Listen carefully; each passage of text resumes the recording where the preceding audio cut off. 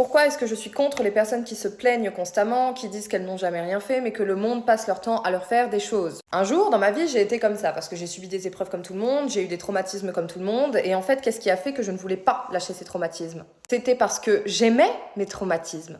C'était parce que j'aimais la douleur que j'avais vécue. Regardez les gens quand vous essayez de les conseiller et de leur donner des solutions sur comment est-ce qu'ils pourraient aller mieux. Regardez les gens quand vous essayez de leur montrer qu'il y a une issue dans leur douleur. Quand vous essayez de les faire divorcer de cette même douleur, qu'est-ce qu'ils vont faire? Ils vont se dire, mais tu te rends pas compte de à quel point j'ai eu mal?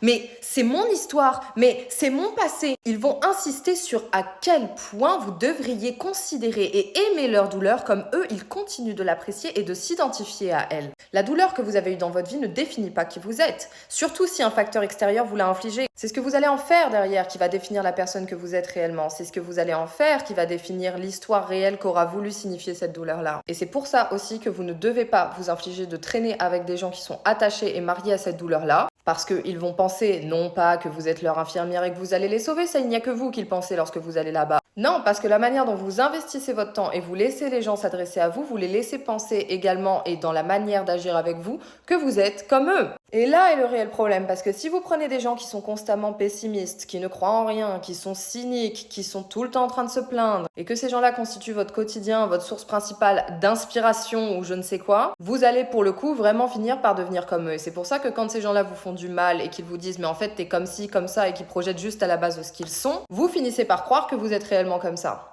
Et pas vous dire juste c'est eux, et donc vous le prenez personnellement. Puisque vous avez investi en eux, donc vous vous sentez responsable de ce que vous avez investi, justement. Vous vous sentez responsable de la perte d'énergie que vous avez eue. Vous ne vous rendez pas compte d'à quel point vous absorbez l'énergie des gens, vous absorbez la personnalité des gens, vous absorbez leurs ambitions, vous absorbez les gens constamment. C'est pour ça qu'on dit que l'être humain est un être social et qu'il ne peut pas vivre en dehors d'une société. Prenez vos amis, ou à la fin vous finissez par adopter le même langage, les mêmes expressions, le même style qu'eux, les mêmes endroits que vous allez fréquenter, les mêmes ambitions qu'eux. Alors la question, on pourrait dire qu'elle est plutôt là, c'est est-ce que c'est vraiment toujours de la faute des autres qui nous font du mal, ou est-ce que c'est de notre faute pour continuer d'investir dans des personnes qui répètent toujours un même schéma? Et n'oubliez pas que votre cerveau aura toujours tendance à aller vers du confort, et ce confort peut se trouver dans un chaos absolument terrifiant pour votre existence. Le confort, c'est pas un plaid, c'est pas une petite maison chauffée l'hiver. Le confort peut être aujourd'hui dans ce qui, toi, te pénalise.